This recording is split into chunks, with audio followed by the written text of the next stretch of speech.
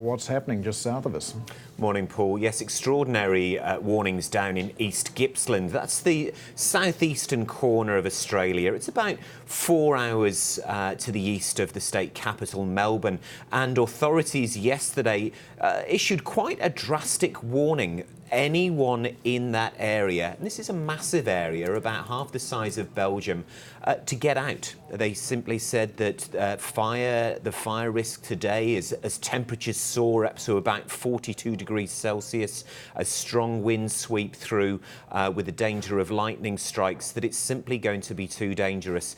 And there's a risk that bushfires will close that main Princes Highway, the main arterial road in and out of that region. And there was a petition going around for the New Year fireworks celebration in Sydney to be scrapped. What do we know about how all of this is affecting some events in Australia?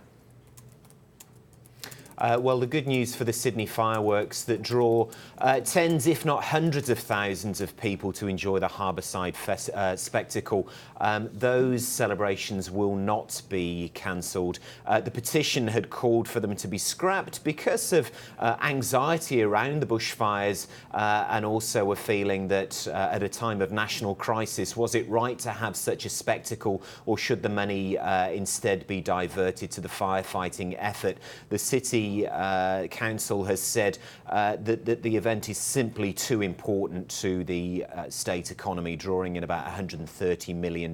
So they'll go ahead. Other events across the nation have been cancelled, though. The fireworks celebrations in Canberra, the capital, have been cancelled because of high temperatures and because of smoke shrouding the city. The famous Falls Festival in Lorne along the Great Ocean Road in Victoria State, that annual music festival, that's been cancelled, and about 9,000 festival goers have been told to pack up and head home because of the fire danger. Well, we have had some remarks from Scott Morrison offering some compensation for volunteer firefighters. Let's have a listen to what he had to say.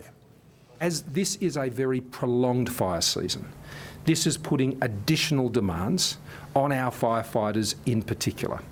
And it means that the turnouts and the call-outs have been far more extensive than in previous years, going well and beyond and above what is normally expected of those who are engaged in volunteer service. Okay, so some payment for volunteers, but amid that, the cancellations you described of various events, have we seen any other policy initiatives from the government? No, and actually this bushfire crisis has put the government on the back foot. It's been an extraordinary fire season. It started months ago during the Southern Hemisphere winter. It's left 9 people dead.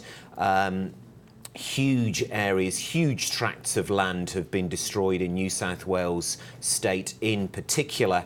Now, Morrison, whose government has been criticised by environmentalists for championing the coal industry, for not doing enough to lower Australia's carbon emissions, he was forced to cancel his pre-Christmas trip to Hawaii early this month because of a backlash against the government's response to the bushfires. So really shining the spotlight on his Conservative government.